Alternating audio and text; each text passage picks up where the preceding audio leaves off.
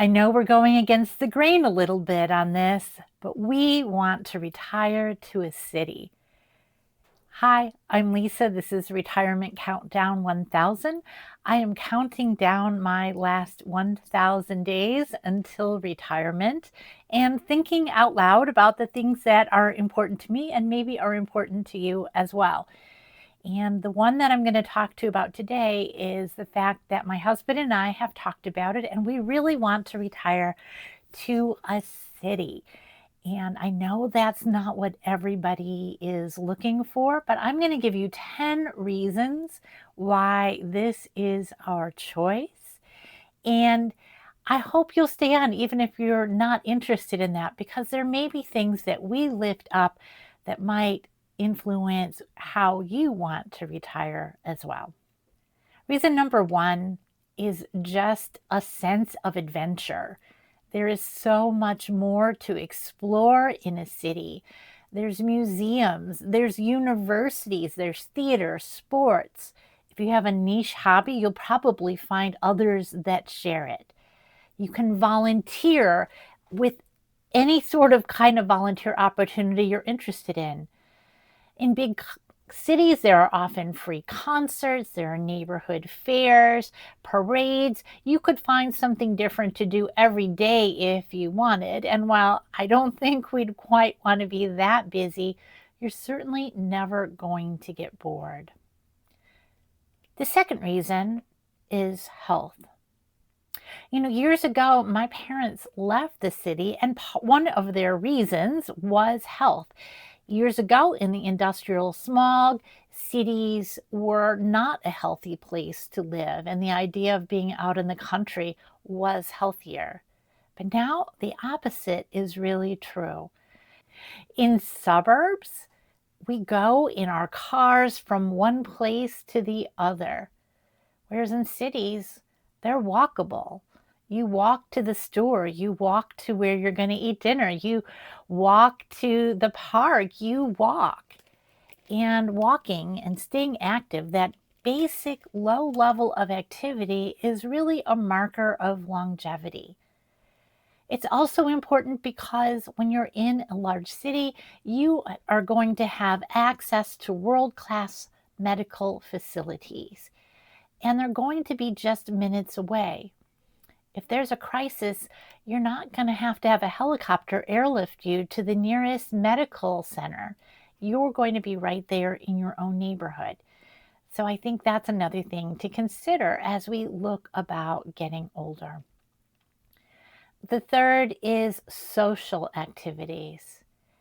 We live in a large town, small city, suburb, whatever you want to classify it as.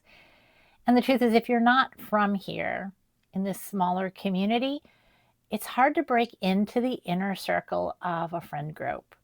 People are nice, but they're not necessarily looking for more close friends because they've lived here a really long time. In a city, people move around a lot. There are always other people that are looking to make friends. And the more people there are, the more people there are that are going to be open to relationships and be a good friend fit for you. Fourth, and this is something from a previous video, is public transportation. I am such a fan of public transportation. Having lived in places with a good public transportation system, I don't know how we get through life without one. It is good to get out of the car culture and walk. It's good to embrace public transportation because it's good for our planet, and it also allows us to maintain independence even as we may no longer be able to drive. Number 5 is diversity.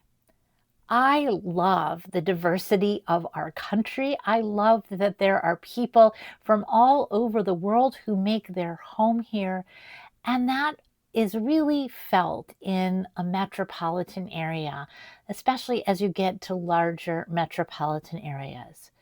When you have people with different backgrounds, you get a certain sort of vibe, a certain energy. There's so many different kinds of music. There's so much different kinds of art. There are festivals. And yes, there are restaurants, which leads me to number 5 is food, just in general. I am a bit of a foodie. I don't lie about that. And I like the idea of there being restaurants. I like the idea of there being markets where you can get food from all over the world. Everything is at your fingertips. And I just think that that enriches life so very much. Number 7 is travel. If you live in a city that's a transportation hub and you have international airports, which is what we're looking for, you can get direct flights all over the world. Or at the worst case, you might have one transfer instead of 2. There's also the opportunity to take trains to other parts of the US. There's an opportunity to take buses for smaller local trips. And often there's really good highway access where you don't have to drive a long distance to get on the main highway to take you somewhere. Number 8. You get a big yard without any upkeep. You have access to city parks, botanical gardens, green space with the freedom to enjoy them without having to do the work. And number 9 is that you get to experience life lived outside the home. This is something we enjoyed when we lived in Europe for a while, or I lived in Europe for a while, and we experienced when we traveled through Spain, was just this idea that your living room is the whole town. That's where you spend your time. That's where you meet friends. That's where you live your life. It's not just in your own small rooms. And number 10 is that you get to do hobbies communally, not just in isolation. I love art and I want to paint. My husband is into model railroading, and there's often a train club within a city. We can bike with groups, we can hike with groups, we can have meetups with people who share other interests. The things that we want to do, our hobbies, our pastimes, don't have to be things that we do alone in our room. They can be entryways to social activity. So that's why we want to move to a city.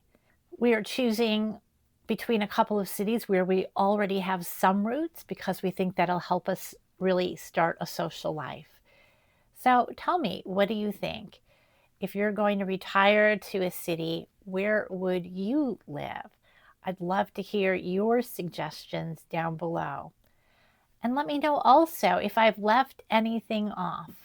Are there other things that make sense that would make living in a city good? I'm Lisa. This is Retirement Countdown 1000. In a future video, I'm going to talk about exactly where within a city we would live and why we think condo life is what is best for us. That'll be one that everyone has an opinion about. But for right now, just think about what life in a city could mean. And I'll see you in the next video.